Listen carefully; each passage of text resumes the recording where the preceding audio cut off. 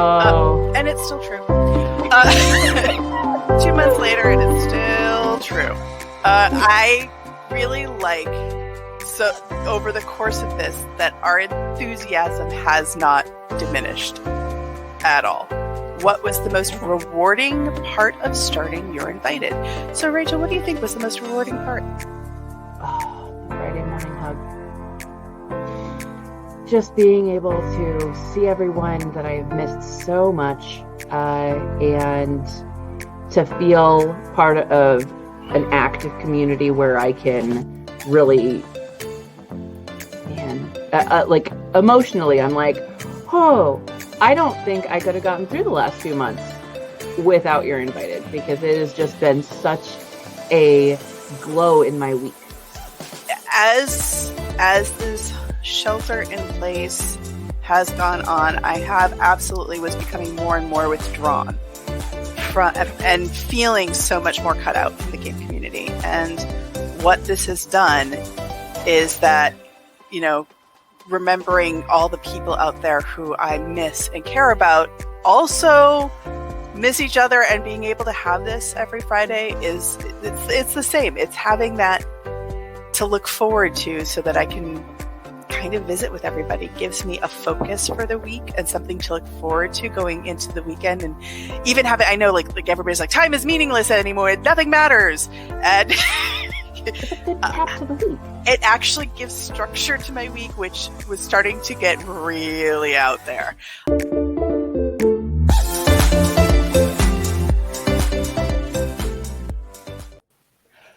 Good morning, friends. Good morning! On the interwebs, we're back. I'm Rachael Blaske. And I'm Julie Ahern. And this is episode 10 of You're Invited. And in this episode, Julie, VP and COO of Greenbrier Games, and myself, VP of Channel Marketing for White Wizard Games, will chat over a good cup of coffee and talk about the tabletop industry news and a topic that we feel is important in running a board game company, all the while discussing your comments and questions in the live chat, because you're invited. Yes, and this episode is brought to you by XYZ Game Labs, who's making 2020 suck less with their holiday sale that is live right now until December 15th. So get 50% off your order with the code INVITED at shop.xyzgamelabs.com. Mm-hmm. And also sponsoring, we have Kids Table Board Gaming, and their game Creature Comforts is live on Kickstarter already, and it's already 500% funded. Ooh! So in Creature Comforts, you work over several months to prepare your family's home for winter, just like you're doing right now. But you got to collect resources, exchange goods in the market, get a helping hand from visiting travelers, craft comforts, build improvements, and create a home that will get you through the cold months to come. That sounds so nice. It does. Oh my gosh. It is so good to see everyone again. I'm sorry. I missed you all. It's killing me. Okay. So also, we have a new sharing the stream idea here. And last season, we did giveaways for games when you shared our posts and streams. Yep. And we're going to get back to the giveaways, but maybe next season. This time of year, we wanted to do something different. And for every share of our posts, like the stream right now or anything on our social media, we want to give back your generosity and to us with a donation to our community. For me, it's going to be the Great Plains Gaming Project here in Lincoln, Nebraska. And for Julie, it is Girls Inc. Indianapolis. And so we're going to give you that time to share right now. And I think we said $1 per share-ish. Is that what we're thinking? Yep. Awesome. Everybody go share.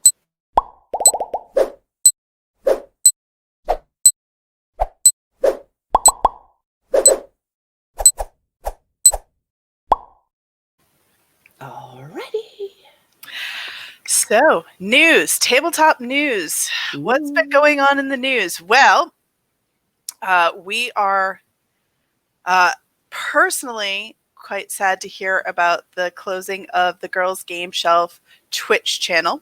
Mm-hmm. There was a lot of great content on there, and so it was hard for us to hear about that this week, personally. But I also think that I am excited to see what everybody who was on that channel is going on to do. Mm-hmm. I know that the Facebook page is still remaining up, so I'm certainly going to be hanging out there and still posting my shares and insights and silly memes and what have you. Mm-hmm.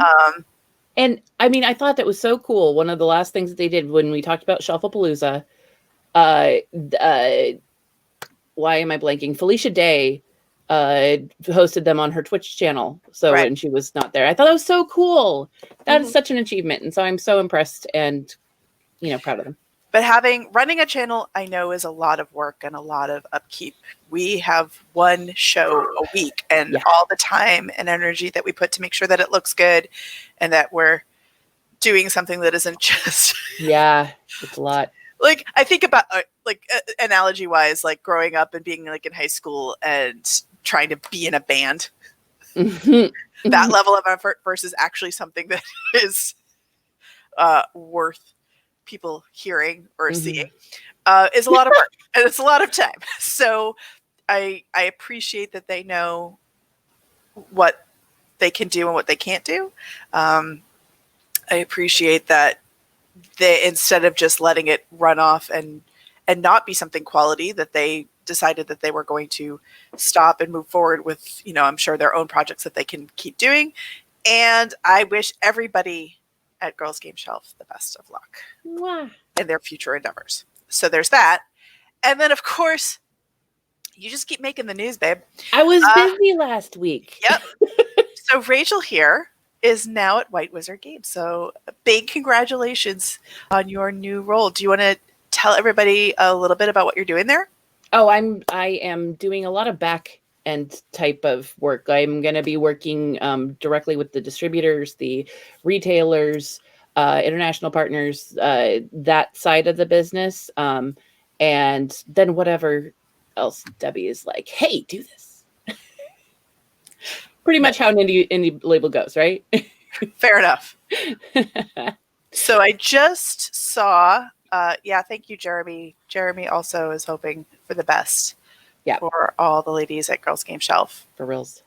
I know I can think of, how valuable their contribution is. And so I am anybody who needs a recommendation.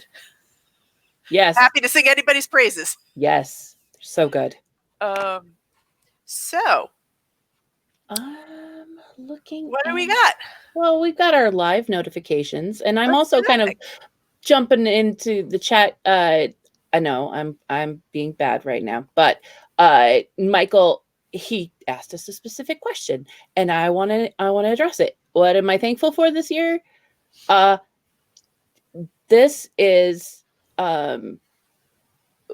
last night I put together the intro, and it is exactly how I feel. Like if anybody got a chance to see the beginning of the show, because it's a new season, I went ahead and did, we have a new look, we have some new intro, and I'm just like, it was so meaningful to me. So I am so thankful for this community, for sure. So having gone from transitioning this year from being a nomad who went from convention to convention to being housebound and never leaving, I'm thankful for the nice man I live with for being so patient and caring and understanding that was a tough transition for me. Mm-hmm. That was a great thing. And as much as I miss not being able to see my family, I am very thankful for them, because they always make time to, for FaceTime and for, like we were talking about, I had a WebEx meeting birthday party this past weekend, which I found hilarious.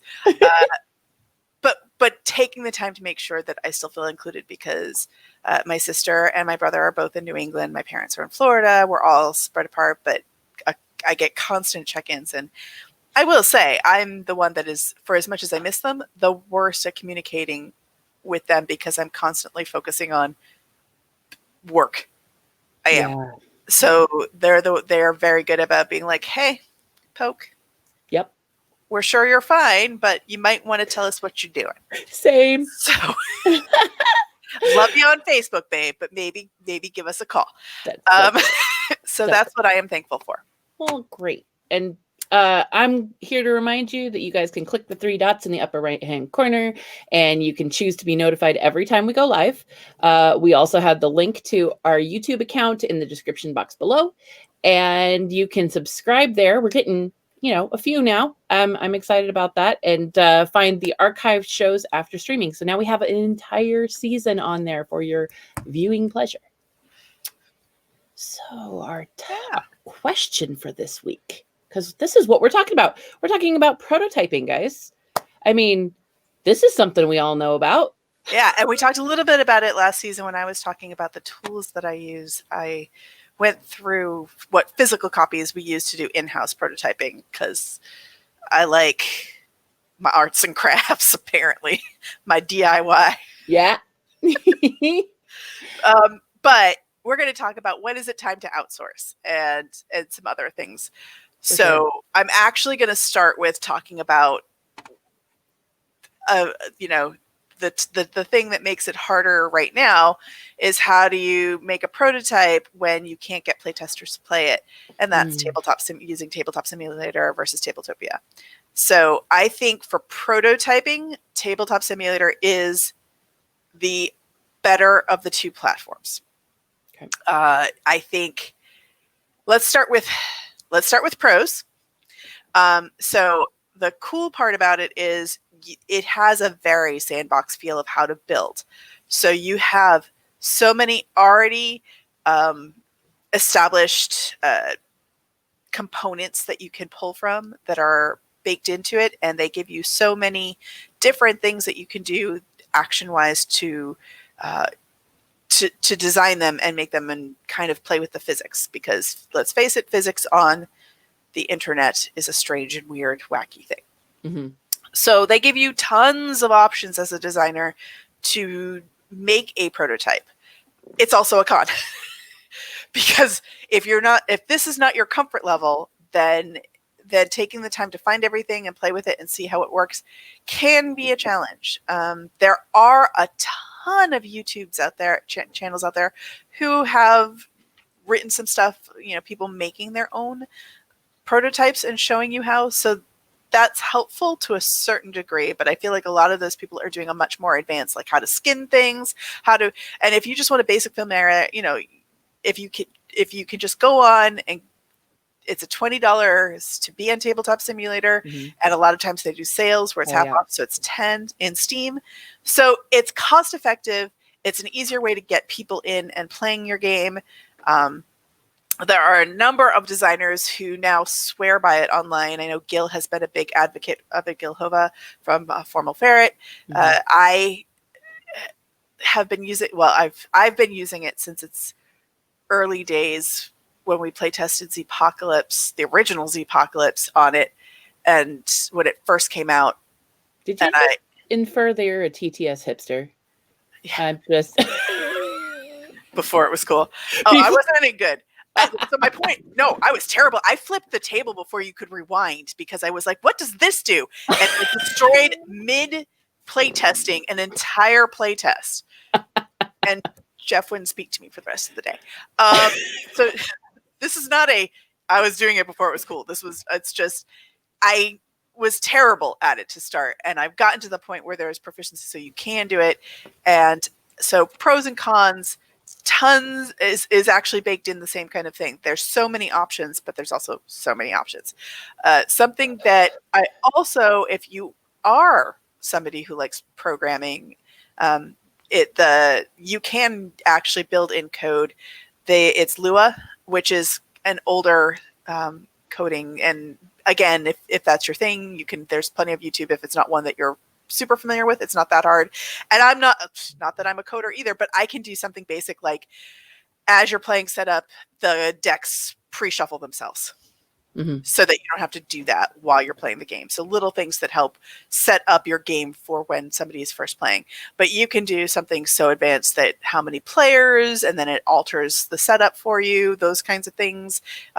Shift and clean up to the next, you're ending one phase and you're starting the next phase. You could advance a phase and do the programming so that all of that math is baked in, which isn't exactly the game experience.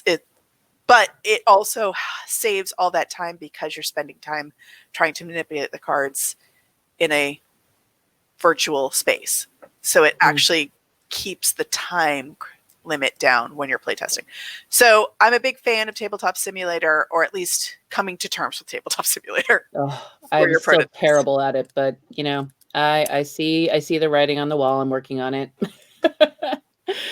Well, for me, when we were talking about outsourcing, I know you're going to talk about this a little bit later, but when you think about the amount of time that you have versus the amount of money that you have and what you're willing to do on both sides of that, sometimes it is worth it to outsource. And so thegamecrafter.com, it's a no minimum manufacturer that you can, even if you guys have a game that you made and you just want to have it for playing around the house at the holidays and things like that, you can go and they have templates and everything. And it's a very user-friendly way to make a game for in small quantities. So for example, like I have like a mint control tin that I was so excited when they started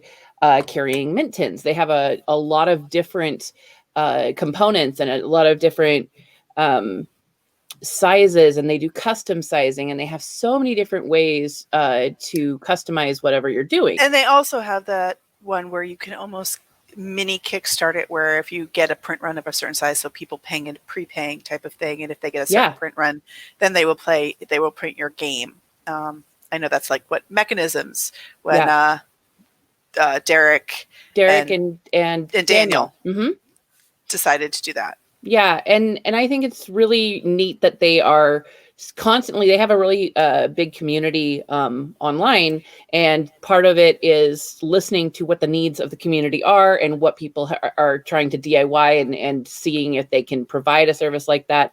It's been really kind of cool to watch them add new products to their catalog, and it's cool that they have just random bits that you can get, and they're really supportive of conventions and sending out stuff like that. I know this sounds like a big, huge Game Crafter commercial, but it's really, I was excited that when we were working with the mint tins, I was able to connect with JT, and I was like, hey, thank you for making mint tins one of your offerings. Let's use you for prototyping now, because that's a lot less sticking stickers on tins for me and cutting out the odd sizes and stuff like that. So another company that does prototyping here in the United States, so for us at least, it's a quick turnaround as well, is Print Play Games. And we use them for a lot of our card building because they have, for example, a really super quick, you have the poker cards, there's 18 cards to a sheet, give us your front, give us your back, go. What kind of card stock do you want? And I can take 30 seconds and order cards and have them. So I did that Sunday of last week, and Wednesday I got my promo cards. Nice. For Man vs. Meeple. That's awesome. I love it when you can get a quick turnaround for sure. Right. So we've also done, I also really love the fact that they do these beautiful photography of the prototypes that they're building and have a great Instagram presence. Yeah. So they show, like, if I've got, so for Lost Ones, we use them because it's almost entirely card base. There's not a lot of extra components. And I will say their strength is turnaround for something more of a card-based thing. So standees, it was just the standees. It wasn't the miniatures and the cards. But the pictures they took of it were also stunning. And they were like, here you go. You can use these. Oh, I love it. And that was amazing. So I also appreciate their business as well. For sure. One of the things that before we had the luxury of outsourcing, Justin invested in it's actually a well-known company that is in Omaha. So we figured out that they were close to us and kind of worked something out, but it's called AccuCut, which is a brand that teachers will recognize. Physics and you're like, oh, AccuCut, I know what that is. It is die cutting. Yes, it is the you have dies, and I'll show you here.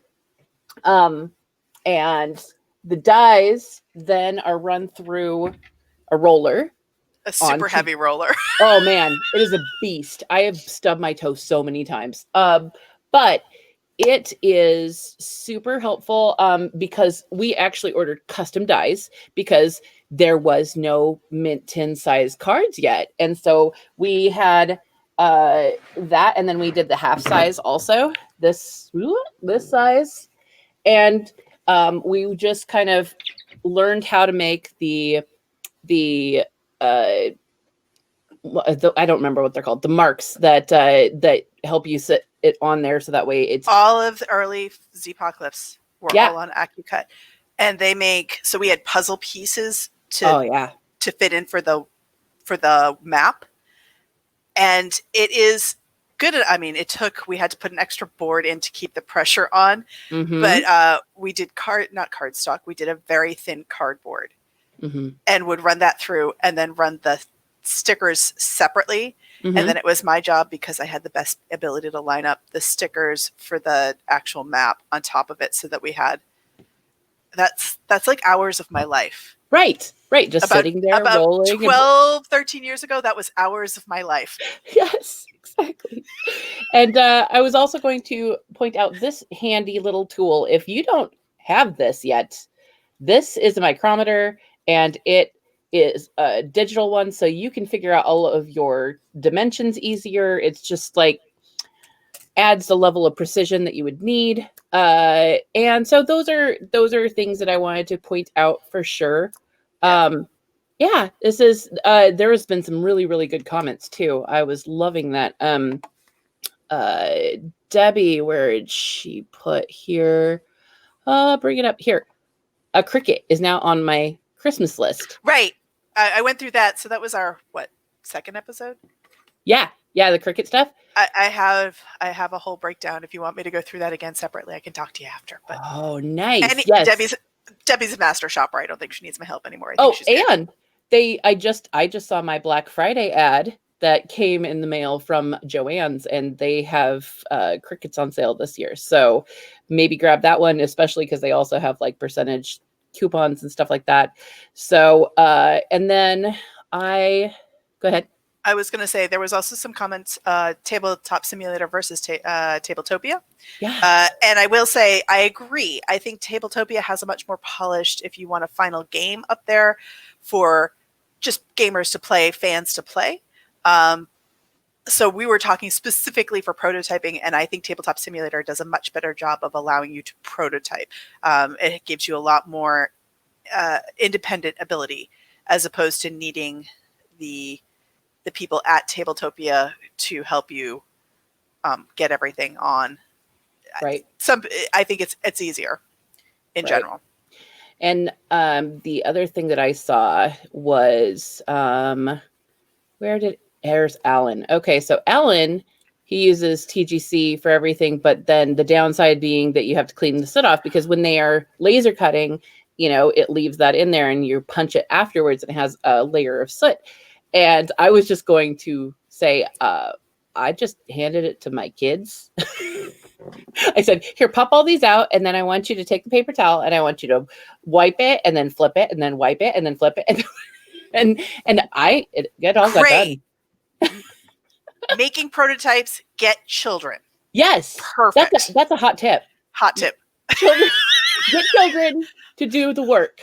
I don't think my cats are going to be able to do it, so I think I'm going to have to stick with print play Awesome. and Game Crafter. Well, we definitely have top tips. Yep. So, yeah, factor your time as well as your budget. So, do you?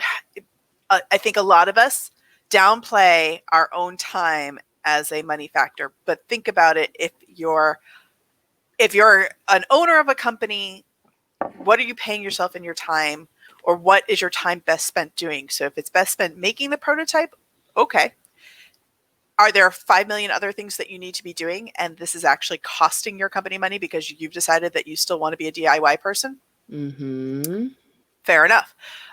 If you are somebody who's a designer and this is your side hustle and you have a day job and you're taking time out of your day job and your actual income to make these, so factor in your time as a money thing, because we downplay we put our needs last very frequently. Mm-hmm. So make sure you're actually doing that and not just saying, well, this is so expensive. Think about the money you're losing if you're not taking the time to do other things as well as part of your budgeting factor. So true. And my top tip is that you need to use your community as a knowledge base. They have all tried so many different things. They know a little bit of what works for them, what doesn't. And then also, like JT mentioned, they have like 300,000 people in it. I know, I'm laughing at the comments too. I'm just like, sorry. Everybody's like, no, I have no children. I'm like, I've got extras. Well, I'll just listen, them out, okay? They're offering me your children, and you know I would take them. And then also I see Alan says that you can create a file at Tabletopia and invite playtesters to play the unpublished file, which is kind of what TTS is like too. Yep. So so nice seeing everybody in the chat this morning. Okay, so what's going on with us this week? Let me pull this up. Hey, this is what I'm still doing. This is a thing you're doing. This is a thing. I didn't stop doing it. It's still a thing. I have been doing a small games panel on how to create microgames. And this was something that we did at Gen Con and had a lot of people come to that. And it was an overview. And then afterwards, Julie's like, I need to know more. I did. And so I said, all right, fine. So I talked to the guys and we broke it down into five categories of design and development, Kickstarter, manufacturing, fulfillment, and then finally shelf presence and packaging. So this week we're going to talk about manufacturing, and that's going to be Saturday morning, and it's going to be really great. I really was looking into it and talking about the different things that big box people don't think about, like the actual component volume, the weight that when they put so many more in a case that it can crush it and things like that. So many things that I can't wait to talk about. So that is what's going on with me this week. And and also so I wanted to tell you guys a little bit about the Great Plains Gaming Project, which is going to be my charity of the season. And they are based here in Lincoln. And they have a website, greatplainsgamingproject.org. And the thing that I wanted to read was their impact. They're a 501c3 nonprofit that is focused on educating the public on the social and cognitive benefits of board gaming. And I volunteer with them, and we partner with various regional charities like Omaha Home for Boys and things like that. And we donate board games to them. And we also go out and teach board games. Once a year, we have the annual Great Plains Gaming Festival. And that's one of the largest ones around here. So, yeah, that's who we are. And if anybody would like to donate board games, please send me a message and I can get that all kind of hooked up for you. And then I am, so we're going to alternate So this week we're focused on GPGP. GPGP. That's what I call it. GPGP. Oh, it's almost like a Pokemon. I know. So this week the focus of the donations of all your shares and likes are going there. Next week will be Girls Inc. Indianapolis. So I like to support local, and having moved here, I was looking at different programs, and this is the one that stood out to me in this area. They've been around for 50 years. Their focus is specifically education based and making sure that girls in school graduate through high school and have plans for what they're going to do past that in their life, whether it's college, whether it's a job, making sure that they can be self-sustaining and have a lot of confidence. They have specific goals set up. So if you go to their website, which is girlsincindy.org, you can see that they have they'll do programs and then have identifiable goals about linking, how many girls can articulate that education in their program can articulate that education is tied into having a better career, that body image is something that they have to be positive about, and there's a lot of specific identifiable goals, which is amazing. Their volunteer program is something that I have applied for. You have to have a full application to be eligible. It was intense. It was intense, and they want somebody who has a higher level of education, that is successful. I think I qualify. I'm hoping. Yeah, I felt actually very intimidated when I finished. If you look at everybody who runs it, it's a very women-driven organization. So it's not just for girls, but it's run by women. A lot of them alumni from the program.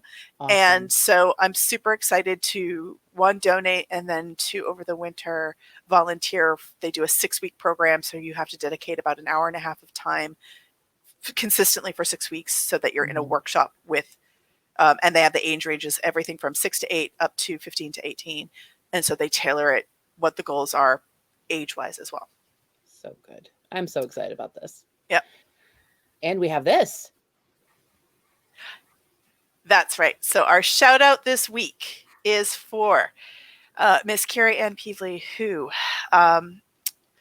is not only my friend, but she's the powerhouse coordinator and content creator at Man vs. Meeple, and when she's not, running her own marketing agency, Off Duty Ninja. So in addition to being a wonderful person who also volunteers in the community and is a great friend, I've spent time in the past 2 weeks talking to her about both sides of her jobs, and she is fully present for every conversation. So that is my shout out, and I think that Kira is the bomb. That's awesome. I have a hard time being present, so that's an admirable quality for sure. Yep. Well, man, it's so exciting to see everybody, and I am really excited about this upcoming season. We're going to be doing a lot of stuff that is more geared towards, the product cycle and doing our Black Friday sales that are coming up next week. Right. So next week is Black Friday, and we will be talking about how back in August you prepare for next week. So we're getting an early start on next year talking to you. Yeah. It's a little bit past, but hey, we are going to talk about it anyway. So, yeah. All right. Gosh. Yeah. Thank you so much for hanging out with us. I know we did first episode of the second season. Done it. So exciting. This awesome session was sponsored this week by Arcane Wonders, and we love them almost as much as we love you. It's true. And you can follow us on Facebook, Instagram, YouTube, and Pinterest. And links are all in the description box below. Enjoy your Friday and your weekend. And remember, next week, you're invited.